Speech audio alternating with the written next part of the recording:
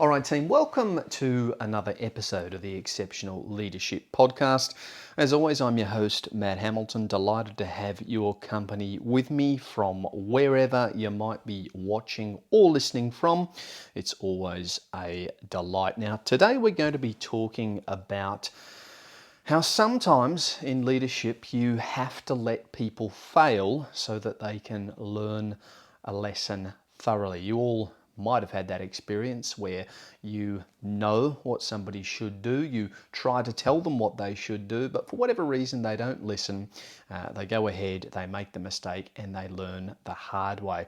We're going to be delving into that topic a little bit more. Sometimes it is necessary, and as a leader it is important to know when you're wasting your breath, and it's best for the both of you to step back and let that person make the mistake and learn more effectively that way. What I did want to do before we kick off is just explore a little bit of the science very briefly behind it. So there is this thing called experiential learning theory, and the gentleman, I presume it's a gentleman, who devised this theory, his last name was Kolb, K-O-L-B. You can look into that a little more if you wish to later on. But he argued that learning is most effective when people actively experience and reflect on something rather than just hearing about it or reading about it. And his model has 4 stages, and they go like this. Firstly, there's concrete experience, and that's actually doing the task or making the mistake. Then comes reflective observation, which is thinking about what happened and reflecting. Thirdly, abstract conceptualization, where we learn the lesson or principle. Sometimes it can be a slow process. And then finally is the active experimentation phase, and that's where we apply that learning going forward. Now, the implication is that we retain and internalize more when we go through the experience ourselves. Now, that's a theory, but also there's some interesting neuroscience on the topic of memory and emotion and how those things apply to learning through mistakes. So there are some studies in neuroscience that show that especially emotionally charged experiences, as sometimes mistakes can be, that might be failure or, as I said, serious mistakes. Those things are more likely to be encoded at quite a deep level and into our long-term memory. And the hippocampus and the amygdala, they work together to store experiences that carry some emotional weight far more effectively than neutral facts. Now, if you think about it, that's likely a product of evolution. It makes sense that we retain those lessons that are generated through pain and suffering, essentially, and that those things have a real weight to them and they sit with us and we learn a lesson as a result. So there's some brief overview of the science and some theories behind the topic. I do have a few things that I want to talk you guys through today from my perspective. And I suppose from an initial thoughts perspective, it can be difficult as a leader or somebody in a position of knowledge to understand when to approach somebody to give them advice and when to withdraw. A lot of people have to learn through doing. I would say that I'm one of those people. I can hear something a million times over, but I need to get hands-on and I need to learn through experience. And that's all fine. But when we're talking about mistakes that are potentially serious with respect to how they impact somebody's life, it can be very, very difficult, as I said, somebody in a position of knowledge or leadership to just stand by and watch someone that we care about go ahead and make those mistakes because they cause pain and suffering. Those mistakes might bring those things on to somebody that we love. And if it's avoidable, it does seem a shame that they are unwilling to listen. But sometimes that's how it has to be, and it can be tough to watch. But we need to remember that because those individuals haven't gone through the same experiences that we have, and as a result haven't yet obtained that knowledge, we might actually be doing them a disservice in trying to perhaps too enthusiastically talk them out of having that experience. And that's where the fine line and the balance, I suppose, is to be found. Is the mistake that this person is in danger of making of such severity that it's going to have an incredibly negative impact? Or is it something that will sting a bit, it'll take a little while to get over, but no real harm done, just a good lesson learned? There is obviously a distinct difference between the two. Now, one of the things that you can find as a leader or as someone who is giving advice, even if it's well founded, is that people, particularly of the younger variety, can start to view you as being pushy or overbearing. Now, if you have children or perhaps you have much younger siblings, right, so we're taking it out of the workplace for the time being, you will have had that experience, and those people do need to learn just by doing. You can come across as wanting things done your way, and actually we have the opposite effect to what we intended, and we push those people away by continuing to press and labour the point. Now, the reality is that often it's our care and our affection for those coming up, as I said, whether we're in the workplace or at home, which can be misinterpreted as pushy, as being unwilling to accept anybody doing something different to your way. And as I said, it can actually push people away and have the opposite effect. So there really is a skill in knowing how to achieve the learning of the lesson that you want that person to achieve, and keeping your relationship intact at the same time. It can be quite difficult. Now, I mentioned if you have kids or much younger siblings, perhaps, where you play a little bit more of a parental role, you might know this feeling very well, whereby they refuse to listen. It doesn't have to be somebody young at all, though, does it? Maybe it is a team member of yours who's in their 30s, 40s, or 50s who is unwilling to take on board any other perspective than their own, who is unwilling to receive advice, even if it's conveyed in a really balanced and gentle manner.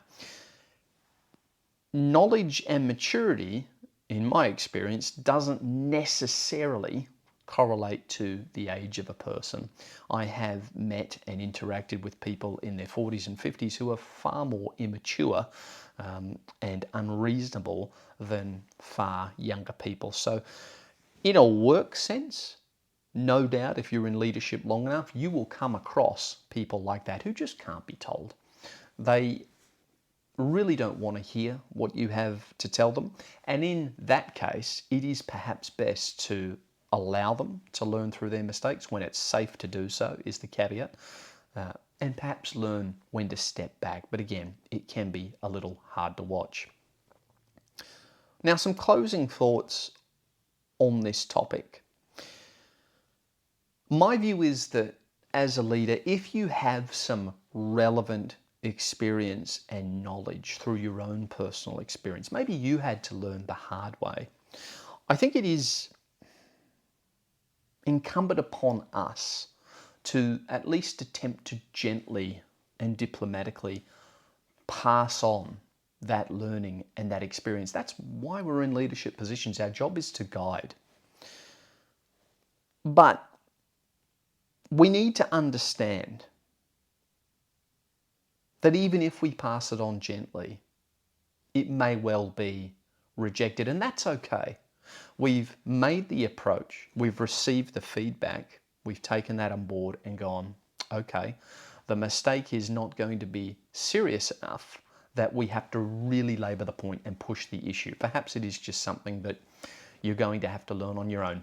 Unfortunate that you're not listening, because this could be something that was easily avoided, but nevertheless, it is perhaps that person's choice. And there's no use in us getting worked up and stressing ourselves out, because we've led the horse to water, so to speak. We cannot force it to drink, to use a really old school turn of phrase.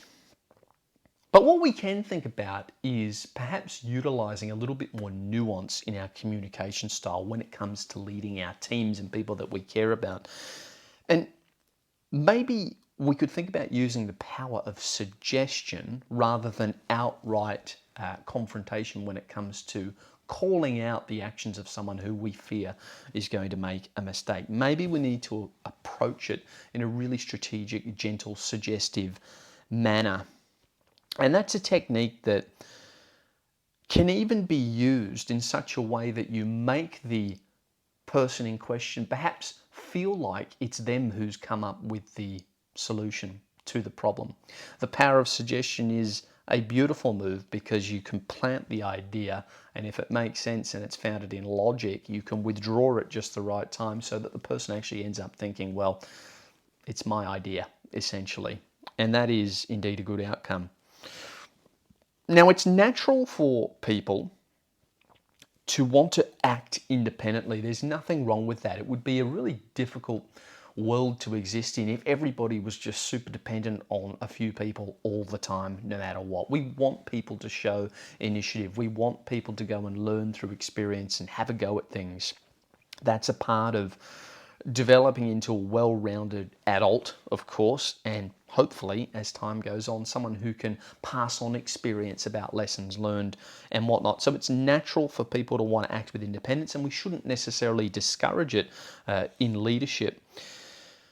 So that self-sufficiency is a valuable instinct.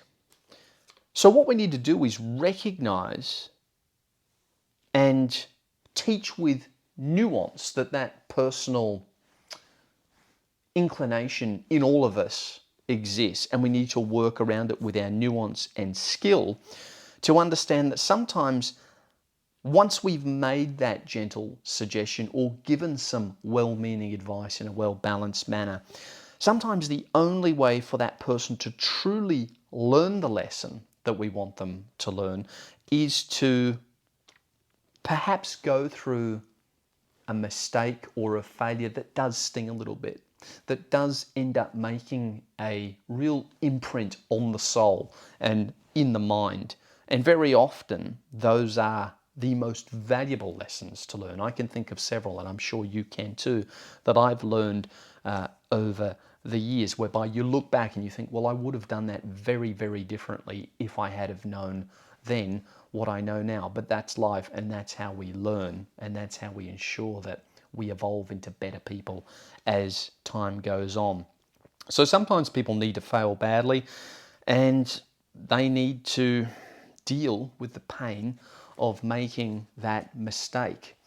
So perhaps we need to find that nuance in our leadership, because we might be doing people a disservice in some cases to preventing them from taking on board that knowledge that can only be learned and truly internalized when they are allowed to fail. It sounds cruel, doesn't it, to suggest that we allow someone to fail. I need to be very clear here that I'm talking about allowing people to fail whereby the mistake isn't going to be such a catastrophic one that it is dramatically life-altering or destroying. I'm talking about a mistake that someone can afford to make that will perhaps be just painful enough to really, as I said, make an imprint on the soul. Now, we know, of course, that in some situations, we can't stop people from making really terrible mistakes, despite having all of the advice and knowledge presented to them. In which case, there is an old saying that does come to mind. I actually think it's from the Bible from memory. It's something about not casting pearls before swine. Now, that might sound very harsh. We're certainly not trying to call people swine or pigs or whatever. We're just simply playing with the reality that sometimes you can be giving somebody something of real value, and it can come from a really beautiful place, but it's treated with disrespect, and it's treated with disgust and disregard. In that case, even if it's a really harsh lesson that this person is going to have to learn, even if it's something that could readily be avoided, but they're going to go ahead and do it anyway, and it will turn their lives upside down, sometimes you have to let it happen. Sometimes you don't have a choice. They won't take on board your feedback or anybody else's, and they'll go right ahead and they will do what they want to do anyway and fail miserably. But leading with nuance is the goal, and learning to let go and allow people to fail strategically is perhaps not such a bad thing in certain circumstances. So we need to be comfortable with that and understand the psychology that goes behind it, and then tailor our leadership accordingly to the individual. Guys, I'm going to leave it there. I want to thank you very much for joining me once again. As I always do at the end of our episodes, I would very much appreciate it if you would hit the subscribe button on whatever podcast app you consume the show on. If you're feeling really generous, why don't you leave the show a 5-star review? It might seem like something that doesn't make a massive difference to you, but believe me, for small shows like this, it makes a world of difference if people log on and they see that there are many 5-star reviews. It really helps me build that credibility. So by all means, if you're getting value from the show, please go ahead, hit the subscribe button and leave us a 5-star review. If you'd be so kind as to share this show on your social media channels and tell your friends about it, that would be even more appreciated. Guys, thank you so much. Until next time, goodbye.